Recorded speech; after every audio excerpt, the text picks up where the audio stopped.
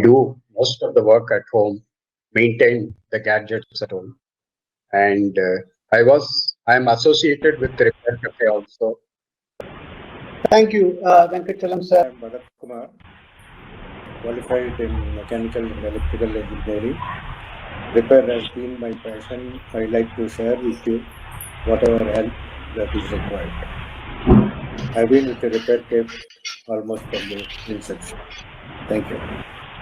My name is Krishna Patil. I work in IISc as a researcher. My background is in computer systems and internet services, but I'm also passionate about DIY and repairs, and mainly from the perspective of appropriate technologies and sustainability. So, but I'm not very active at repair cafes, but whenever I get a chance, I try to help out. So hi, I'm Nikhil. So I'm also an engineer from electrical background. So right now I'm working as I have my own company. So I'll do laptop and hardware repairs, everything. So I've been part of this repair cafe from past I guess 1 year, I guess. So yeah, DIY and everything from fixing to breaking, I'll be handling everything. Student of architecture from Ahmedabad, and I had been a part of Repair Cafe way back when it started, probably the third or fourth Repair Cafe. And I do a lot of, I am really interested in technology, and I've been collecting and opening up old electronics and fixing up small software issues for people since a long time. Thank you, Atman. Okay, so I'm guessing that we have now got a fair idea of all the team that is here. But we would also, all of us, we would like to get to know you, the participants. So can I request you one by one, if you can introduce yourself, the participants, and also do let us know at the end of your introduction if you already have an identified repair problem that you are sitting with today. I'm audible? Yeah, very clearly. Thanks. Very clearly. Okay, yes. Thank you very much. So actually, I'm Girish Kumar. I work as a software engineer in Alcatel-Lucent Enterprise. I have an experience of around 15 years. I'm more into software, but things like electronics, electrical, a kind of mechanical, right? So I'm more interested in things which are broken, which can be repaired, kind of thing. So I found this Repair Cafe very useful. Even they have a WhatsApp group also. So I'm putting some queries.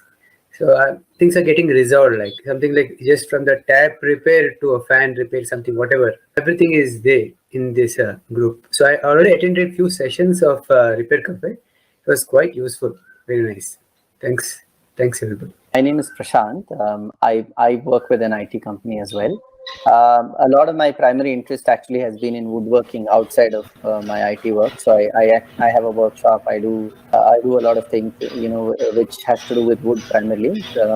But I've been, I've always been interested in trying to tinker with things that are not working, fix them again. And I think it ties very strongly with the whole waste management concept.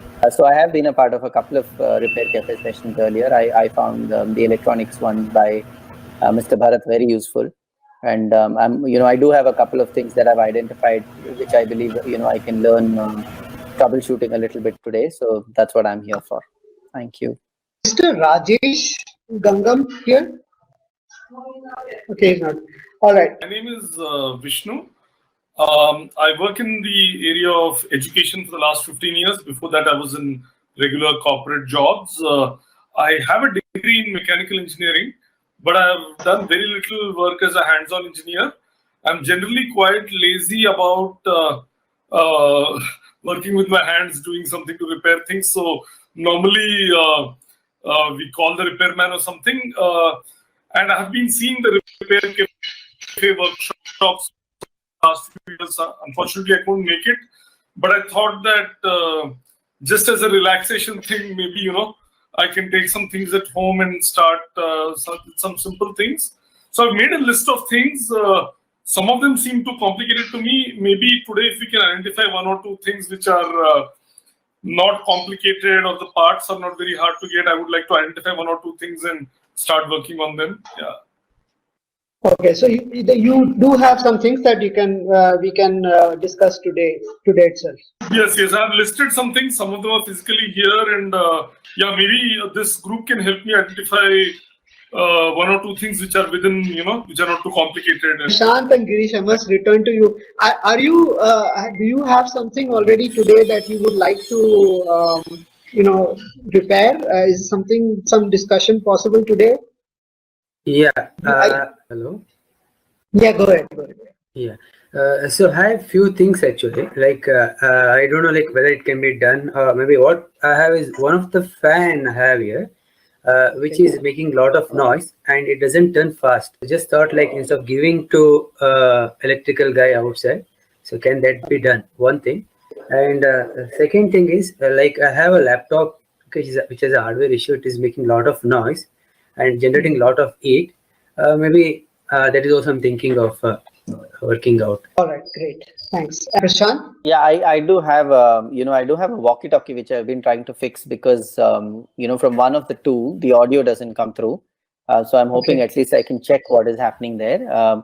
But that apart, I do want to fix some switchboards for the longer term. And there's another trimmer that I was trying to fix, which I'll appreciate some guidance on what to look for. Sure. Okay. Great. Thanks. Okay. And this is Nandini. My background is software. I was working for SAP Labs, but now I've taken break. We are unschooling our son from the past 4 or 5 years. And recently I got interested in repairing. I've been following Repair Cafe from past few years on Facebook, but never got time to join any workshops. So this time I joined. So this is my first time. I don't have any appliances right now to repair. Okay. All right. So that's fine. That's fine. Thank you, Nandini, and welcome. Okay. So so at least what we know is that at least 3 or 4 of us have some repair problems that they can discuss. So what we'll do is we have about an hour and little more if you are willing for this meeting today. And what we are going to do is we are going to have an introductory presentation. First is to make a beginning. All of us, many of us in this team are not experts or we cannot claim to be coaches, especially in the field of electrical and computer. But we have also learned along the way, being with Repair Cafe. So we are inviting you to join us, join this group, and explore your curiosity towards repair. Then the second point is proceed in small steps. So be careful, and be cautious, but be curious at the same time. But proceed in small steps. Small steps, and one step at a time. Whatever the way we are going about it, we would like you to follow our instructions and make sure that what you do even afterwards at home, so you can so that you are able to take it one step at a time and do it properly. And the thing which is most important here, which I think all of us take immense pleasure in, is the pleasure of doing and believing it and doing it by yourself. So that is something I'm sure those of you who are participants, they really know what that means, and that's why you are here as well. And finally, find happiness in prolonging the life of what you already have, and believe in yourself for doing it. So those were the initial words. Basically, for electrical repairs, you need a set of screwdrivers, both plus and minus, which I'll explain to you later. And many of the gadgets presently need some special screwdrivers, which comes as a set in hardware shop, which can meet all type of screw heads. Number one. Second thing, for electrical, if we can have a multimeter, that will be helpful both for checking the continuity and also the supply voltage, especially in electronics. you need to measure the voltage and sometimes the current. Slowly. Then some of the electrical tools what we have shown, one is a glue gun. The orange color top is a tongue tester where you don't have to cut the wire to check the voltage. You can, when you press it, the tongue opens and keep it on the wire and the reading comes out both for voltage and current. And sometimes you need to crimp the wires, especially in iron box and other equipments where a crimping tool is necessary. That is the one with the yellow handle. On top is a wire stripper. Normally a knife will do, but many times when you remove the insulation by mistake, you remove some strands, which is dangerous because the current carrying capacity comes down. And there is an insulation tape and a soldering. This is the soldering rod with different tapes. Of course, you need the soldering wire and the resin. One has to practice soldering for some time on some old scrap tape recorder, whatever it is. Once you get the skill, you can start soldering professionally. This is a multimeter. Why it is called a multimeter is it can measure voltage, it can measure current, it can measure, it can check for continuity, and also some of them you can check the transistors and ICs once you have the knowledge. That's why it's called a multimeter. And there are different settings. Normally you come across DC in all computers and chargers and all audio equipment run on DC. AC alternating current which we use in domestic comes in fans, iron box, oven, micro oven, everywhere it is AC voltage. So both can be measured with 1 meter. That's why it's called as a multimeter. But you have to go through the instruction or go through the net to get to know the multimeter properly. And unless you do the setting properly, like if you have it in current and try to check the voltage, the meter will burn. So one has to be careful in using the multimeter. There is a closer picture of the multimeter, Himadri. Yeah. See here, you can see the various settings where you have to insert the wires, things like that. What is put common is 1 wire, and on the right side you can measure all voltages, continuity testing, and also DC voltage for equipments which use DC. DC is direct current, either it is battery operated or AC converted to DC.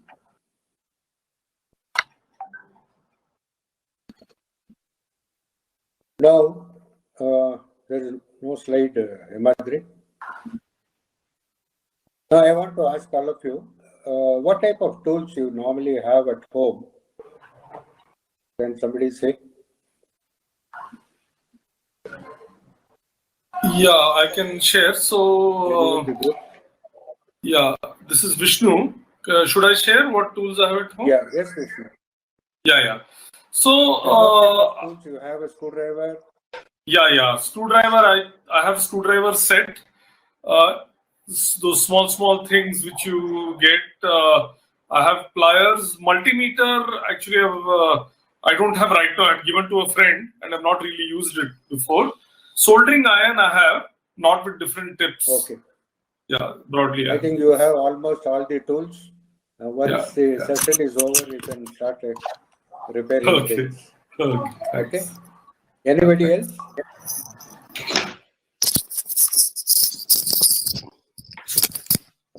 Okay. If you don't have it, I think some basic tools you have to procure.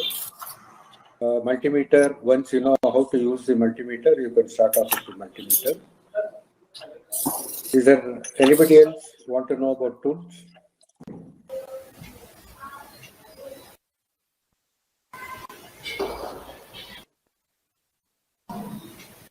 Okay, as we progress in this, we will slowly take you to how to use the tools. Himadri, there is one slide on screws. Can you go to that, please? Himadri?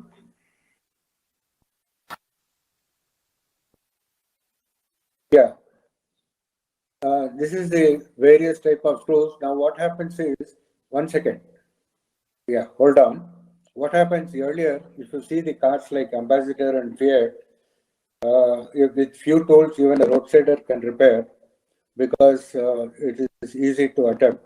But today's car without a laptop, we can't even recognize what is the problem.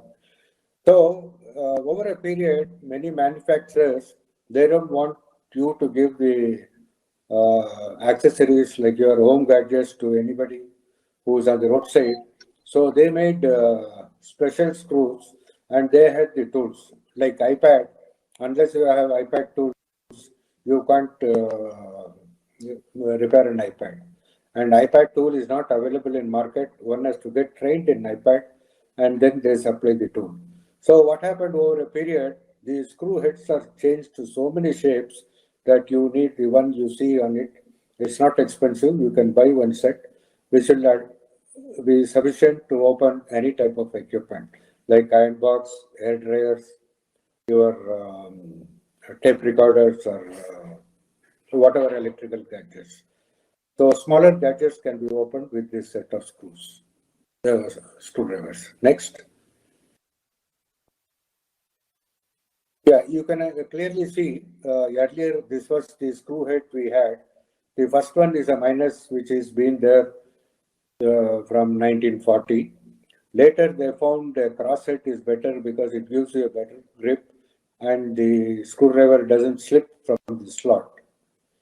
Then for certain equipments, they have made a small hexagonal slot wherein you have to insert a hexagonal head screwdriver.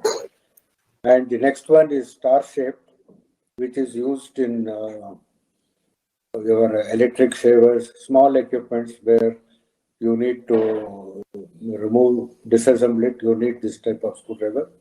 The other one is something like a square slot. It's all the manufacturer's decision to have different shapes so that they can go to the real service, their own service people, not service it anywhere else. But thanks to the Chinese manufacturers, they have made all the tools. Next.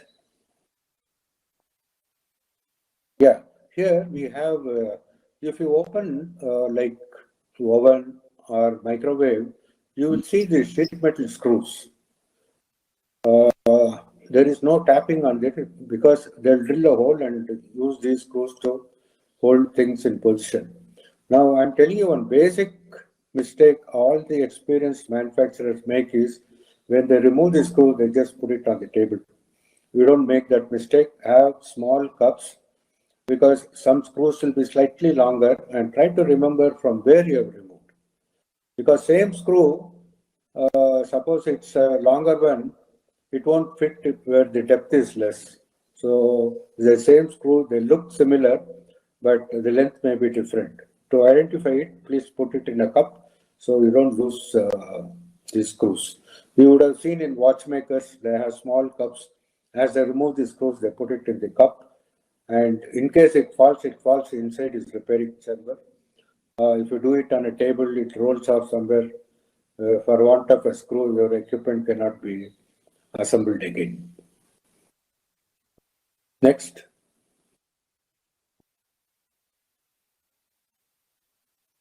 Okay, that's all about the tools.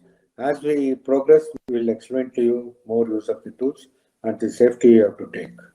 If you have any questions on tools, you can ask me now. 5 minutes I can spend on that. Anything, however stupid, please ask because you all have come voluntarily. I want you to be, proactive in this session. Sir, this is Vishnu. You started. Yes. You mentioned one tong tester. I did not understand. There were many things in that slide. I couldn't understand what is tong tester, what you use it for. See, suppose you have a equipment. I'll explain to you.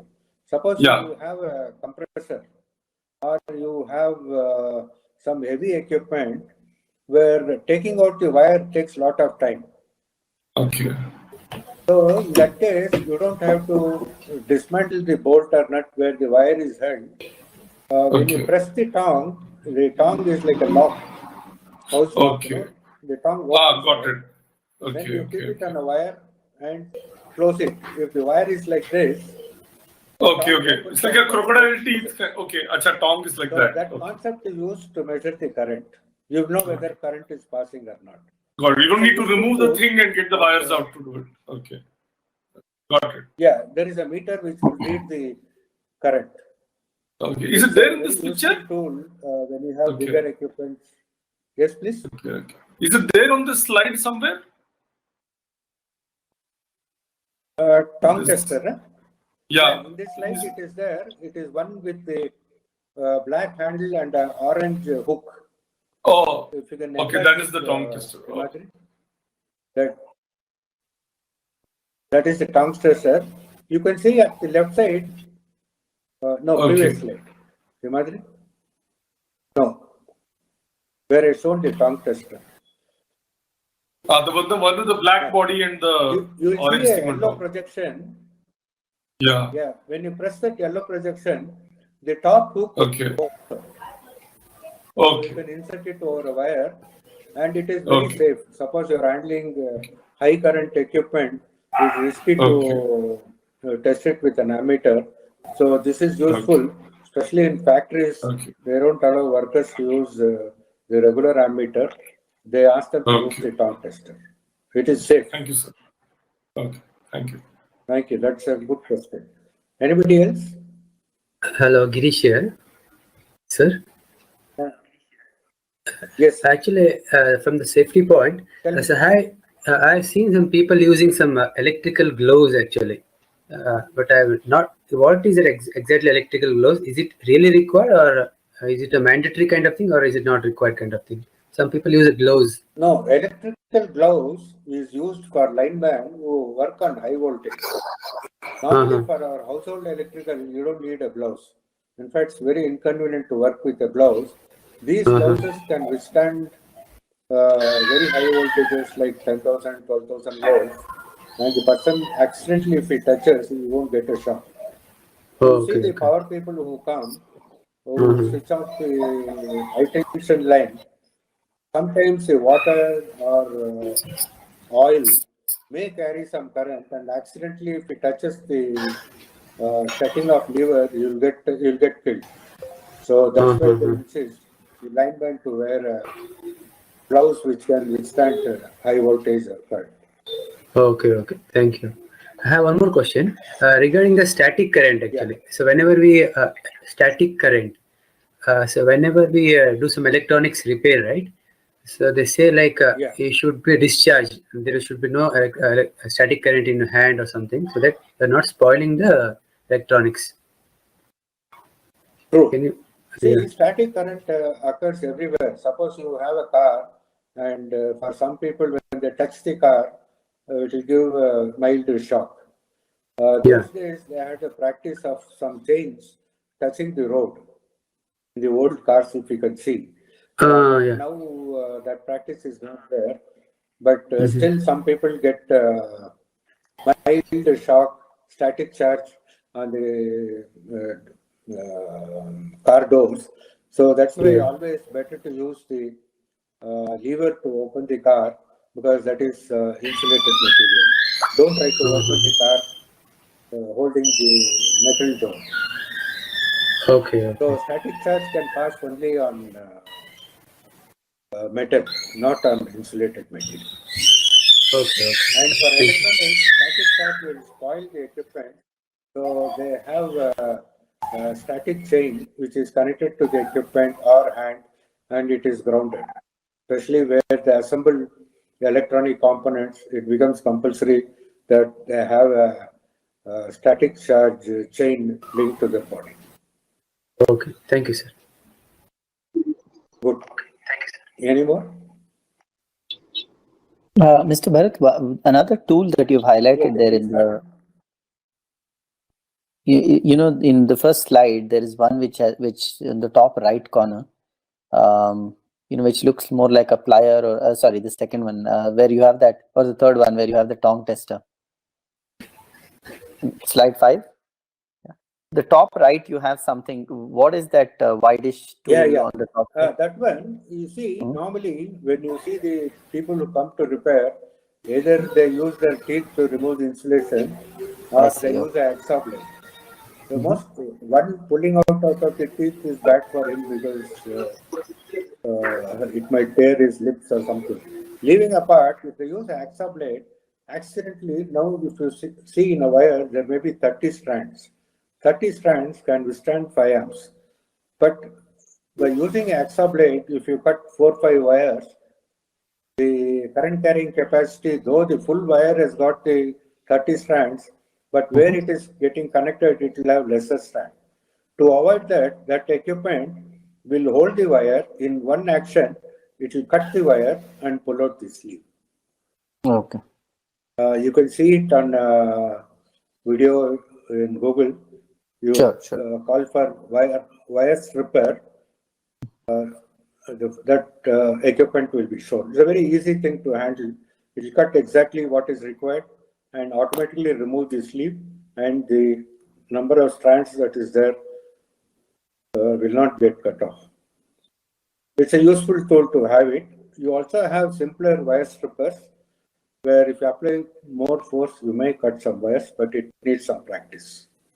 I have not shown the simpler cutter. So you can check it on net. What is a wire stripper? They'll show you this particular tool in action. Okay. Yes.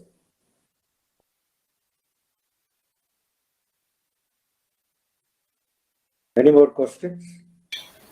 You can ask however simple it is. Please don't hesitate because without tool you can't do anything.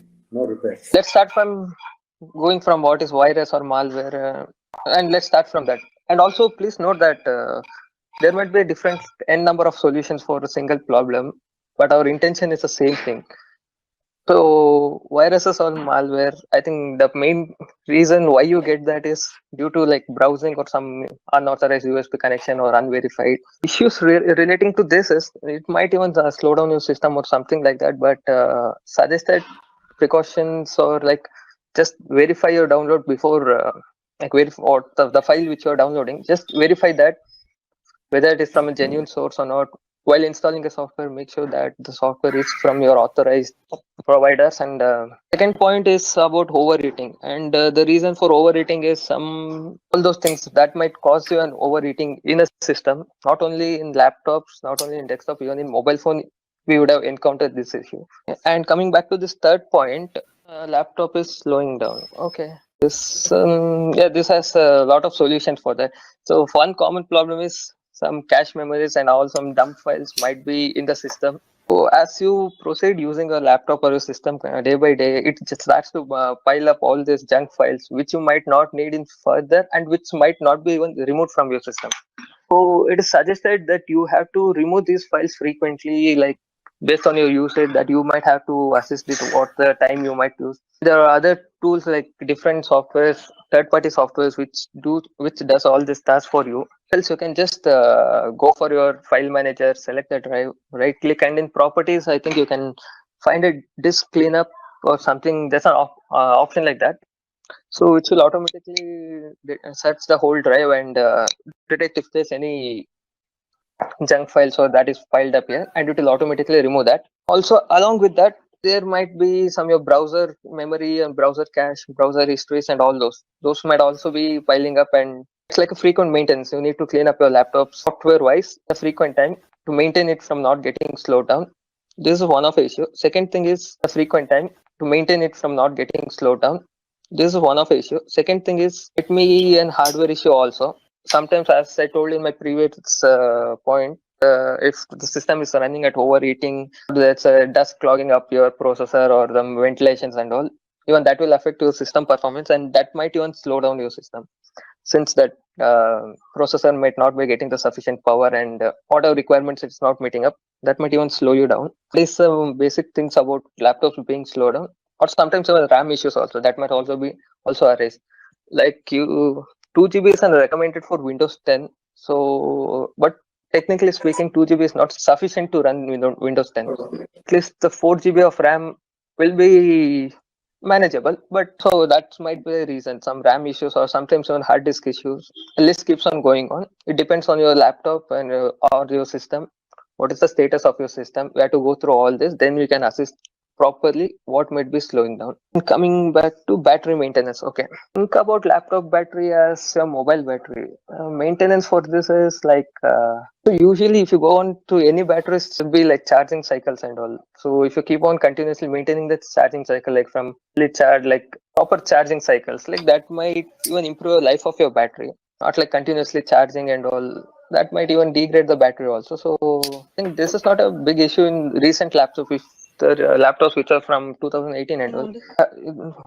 If it is inside the laptop, there's no other option apart from cleaning that. So preventive method will be like making sure that the place where you use the laptop is clean and not to use your laptops on like cushions or pillows, those kind of stuff, because they will be holding a lot of smaller stands of cloths, so it might be sucked in while the ventilators or might working. So it's not recommended to use on those cushions kind of stuffs your laptops.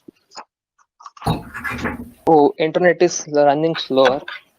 So this also adds up to different issues like first check with your service provider what is the speed they are providing, what is the network status and all those. If those are completely fine, then there might be some lot of cache files and n number of tabs open. Try to reduce all those. Even your system performance also affects your internet speed. Make sure of that also. Last point is not powering up a laptop, not booting up. The last point that might be most of the cases hardware issues. If it is software issue, that your OS might be corrupted. Even some of the newer laptops and all, they have some, I don't know why this manufacturer decided to go with this. If there's a issue with your laptop or keyboard or your trackpad, laptops never boots up. Sometimes we'll be diagnosing the different things. Sometimes we'll be going for hard disk, we'll be searching for memories, we'll be searching with the motherboards and all. But no, sometimes the keyboard will be just be like something like water damage or something. The keyboard might be dead.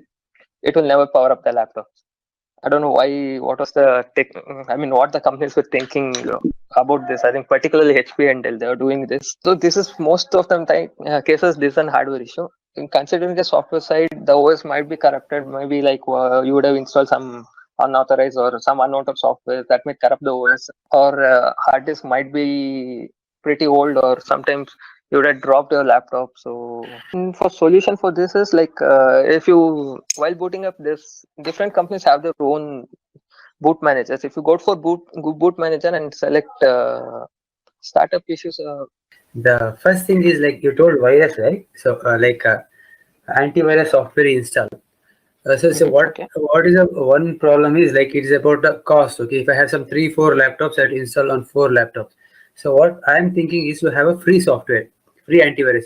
So do you suggest any free software, or like first thing is it advisable to go with a free software? Okay, if yes, can you tell some free software? Instead of going for Kaspersky or McAfee, is it advisable to go with some free software? No, I would suggest you to go for always paid softwares.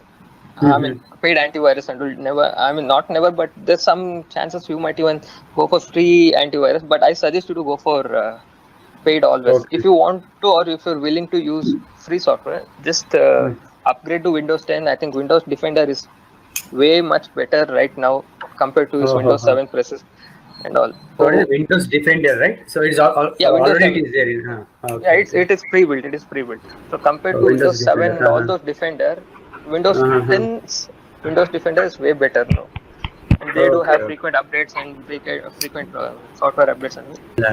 And also there will be pricing difference. If you go through their product pages and all, you'll be finding different anti-malware, antivirus, anti-track protection, privacy protection. So all this stuff keeps on the different pricings for all the schemes. So what type of protections you might need, what is the device you are using. So what is the one problem I faced is like say is a thing I'm going to come in this session also. The laptop I had, which overheats actually. It gives some lot of sound. I have taken to one of the laptop center also. They, even after cleaning and whatever you told, right, the dust, all those things, even after cleaning, still it is giving lot of sound and lot of heat. So is it something a problem with some processor or motherboard or something? No. This is a problem with the fan actually. Actually, I'm telling is the laptop, right? The video problem.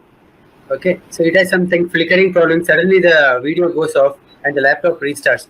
Okay, something like video adapter not found, something like that. For that also, I take it to the laptop center, and they told something they bypassed it. Okay, I didn't understand that. So bypassed it, but the video quality is not good actually. Instead of going with the adapter, they bypassed it, and so there is one more question. So is it whatever they did is right, or should I go with one more option they gave is you should replace the processor, then it will be better. This battery charging you told, right? Just something like what is the sequence required actually? Like you told, like charging always you should not be charged, or whether you should charge 100%, something that question. What is the right way of charging? Nikhil, I also want to ask you, Nikhil, how do you clean the laptop inside? You know, the writing pad and everything I clean. So I don't know because because my laptop is quite old and I haven't cleaned it for I don't know. So I have a 7-year-old Windows laptop, and when it went from Windows 7 to 10, there were a lot of problems. Many drivers stopped working. I took it to a repair person, repaired it, but still this audio thing, the headphone jack, that doesn't work. I don't know if there's something I can do to explore that. Second question about this laptop is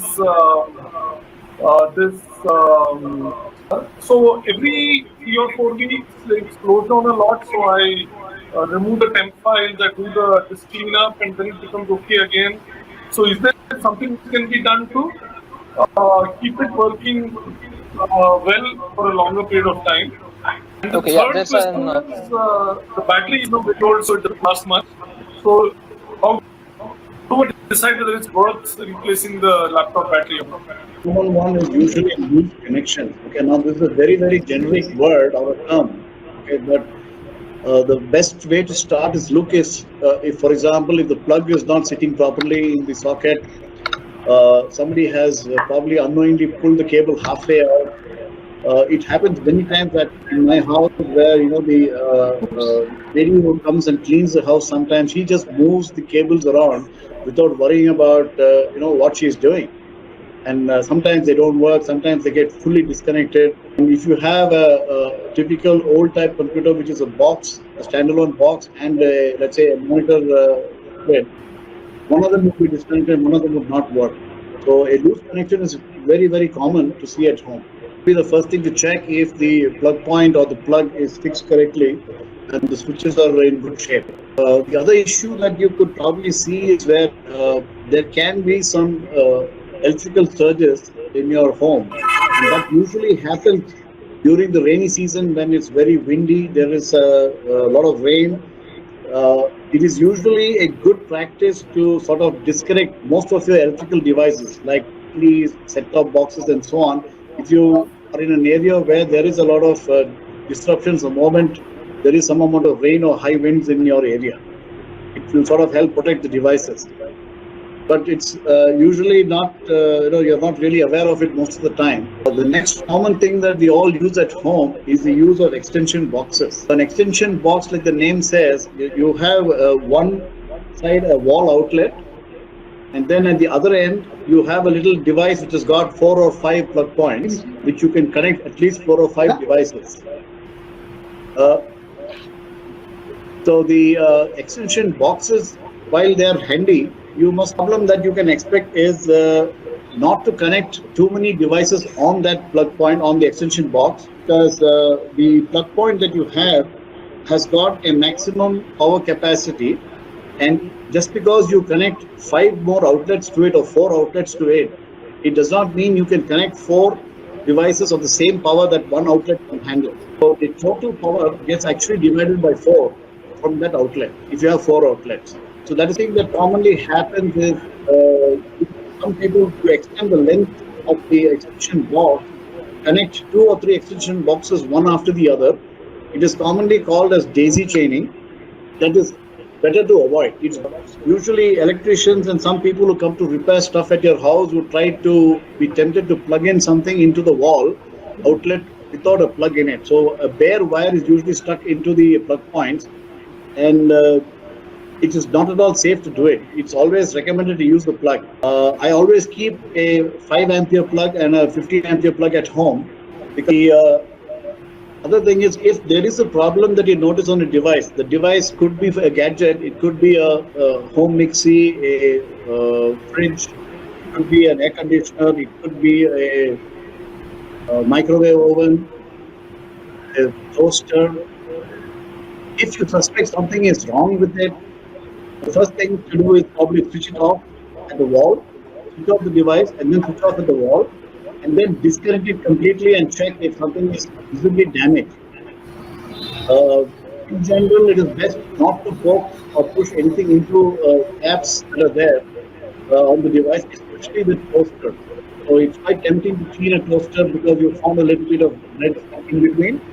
It is best to avoid that and do it only with the toaster completely disconnected from the wall. The other problem that is likely to happen is, for example, you may have a 5 amp outlet at home and you need to connect a heavy device which requires 15 amperes.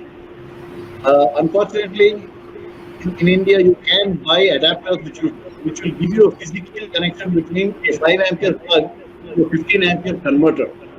Now, this is against the law of electricity or physics. In a 5 amp device cannot power a 15 ampere device. So if you did connect a 15 ampere device using a connector or a converter, you will end up actually damaging the 5 amp outlet, and most possibly your wiring in the house also would get damaged. How do we get to know whether the plug is 5 amp or 15 amp? Is it mentioned on the plug? Yeah, it's a good question here. You just mentioned you have to read the plug. Look at usually on the reverse side of the plug where the pins come out, you will read a value there. It will typically say 230 volt dash amperes. So it will be either 5 or 15 amperes, 6 or 16 amperes.